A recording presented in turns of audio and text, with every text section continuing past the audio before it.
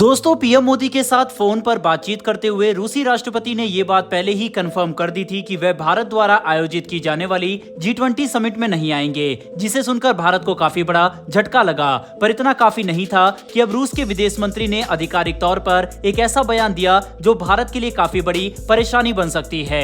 बता दें कि 2008 से G20 की मीटिंग जब से आयोजित की जा रही है तब से ऐसा कभी नहीं हुआ। ऐसे में अगर भारत की अध्यक्षता में ऐसा कुछ होता है तो ये हमारे लिए काफी बड़ी चुनौती होगी। तो चलिए रूसी विदेश मंत्री ने क्या कहा है इसे समझने की कोशिश करते हैं। दरअसल दोस्तों, रूसी विदेश मंत्री सर्गेई लावरोव ने अब रूसी सरकार की तरफ से बयान देते हुए ये बात खुलकर कही है कि रूस G20 के डिक्लेरेशन ब्लॉक कर सकता है, जो पहली बार होगा क्योंकि अभी तक ऐसा कभी नहीं हुआ जब G20 जितनी बड़ी मीटिंग को आयोजित करने के बाद सभी देशों ने साथ मिलकर कोई डिक्लेरेशन नहीं निकाला हो। आपके मन में ये सवाल उठ रहा होगा कि आखिर डिक्लेरेशन होता क्या है। तो दोस्तों, डिक्लेरेशन कुछ और नहीं बल्कि एक कागज है जिस पर किसी भी मीटिंग से सहमत हुए सभी पॉइंट और बातें लिखी जाती है। मतलब G20 की मीटिंग में आए सभी देश जितनी भी बातों पर डिस्कशन करेंगे और सहमति बनाएंगे, वे सभी चीजें डिक्लेरेशन के तौर पर G20 की तरफ से जारी की जाएगी, जो इस बात का प्रमाण होता है कि इस मीटिंग में किन बातों पर फैसला लिया गया है और आगे ये संगठन किस तरह से विकास का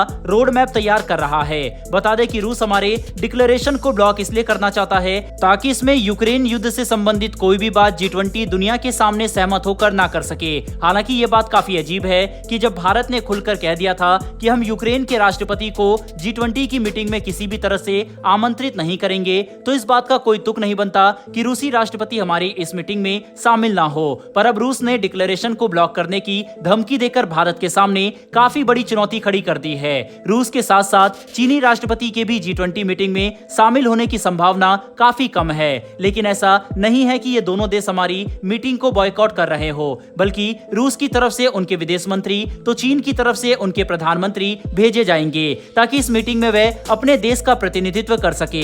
पर खुद पुतिन और शी जिनपिंग का ना आना हमारे लिए जरूर एक बड़ा सेटबैक हो चुका है। वहीं पर अगर हम 2020 में बाली इंडोनेशिया में हुए G20 समिट की डिक्लेरेशन की बात करें तो उसमें रूस के खिलाफ काफी कड़े शब्दों का इस्तेमाल किया गया था। 2020 में हुए G20 समिट के डिक्लेरेशन के पैराग्राफ 3 और पैराग्राफ 4 में तो खुलकर कड़े शब्दों में रूस की निंदा की गई थी और फूड सिक्योरिटी से लेकर रूस द्वारा यूक्रेन पर हमला करने को गैरकानूनी कार्रवाई बताते हुए रूस को तुरंत पीछे हटने तक की नसीहत दी गई थी, जिसमें काफी कड़े शब्दों का इस्तेमाल किया गया। पर रूस उस वक्त कुछ भी नहीं कर सका था, लेकिन इस बार अगर वह भारत के डिक्लेरेशन को ब्लॉक करते हैं तो ये हमारी अध्यक्षता के लिए बिल्कुल भी अच्छा नहीं होगा। हैरानी की बात तो यह है कि जहां एक तरफ रूसी राष्ट्रपति भारत द्वारा आयोजित G20 की मीटिंग में शामिल होने से किनारा कर चुके हैं, वहीं पर दूसरी तरफ रूसी राष्ट्रपति इस मीटिंग के कुछ ही समय बाद चीन जाएंगे, जहां पर वह बेल्ट एंड रोड फोरम की मीटिंग को अटेंड करेंगे, जिससे हमें चीन और रूस की एकजुटता का पता चलता है, जो आज पश्चिमी देशों को टक्कर देने के लिए साथ मिलकर खड़े हो चुके हैं। पर इन सब में सबसे ज्यादा परेशानी भारत को होगी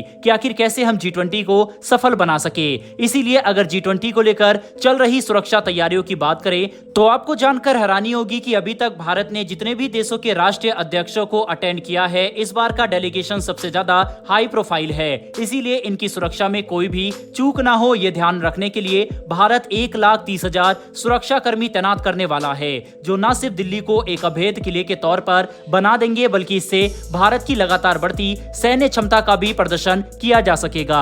इन सैनिकों के अलावा बेहद ही advance air defence system, counter drone system और दूसरे सुरक्षा प्रणालियों को भी तैनात किया जाएगा ताकि किसी भी तरह से सुरक्षा में कोई चूक ना हो। इतना ही नहीं बल्कि भारतीय वायुसेना के फाइटर विमान, हेलीकॉप्टर समेत अवैक्स और टैंकर जहाज भी स्टैंड बाय पर मौजूद होंगे ताकि जरूरत पड़ने पर इनका भी इस्तेमाल किया जा सके। वहीं पर स्वास्थ्य के क्षेत्र में 80 डॉक्टर और 130 एम्बुलेंस की फ्लीट को भी तैनात किया जाएगा, जो किसी भी तरह की स्वास्थ्य संबंधित इमरजेंसी से निपटने में सक्षम होंगे। कुल मिलाकर समझने की कोशिश करें तो भारत G20 को लेकर काफी गंभीरता से तैयारियां कर रहा है और अब ये तैयारियां लगभग पूरी भी हो चुकी है। 9 से 10 सितंबर को होने वाली G20 की मीटिंग भारत के इतिहास का सबसे महत्वपूर्ण और शक्तिशाली इवेंट होगा, जिसमें अमेरिका, ब्रिटेन, सऊदी अरब, जापान, फ्रांस और ऑस्ट्रेलिया के राष्ट्रीय अध्यक्षों को रिसीव करेंगे।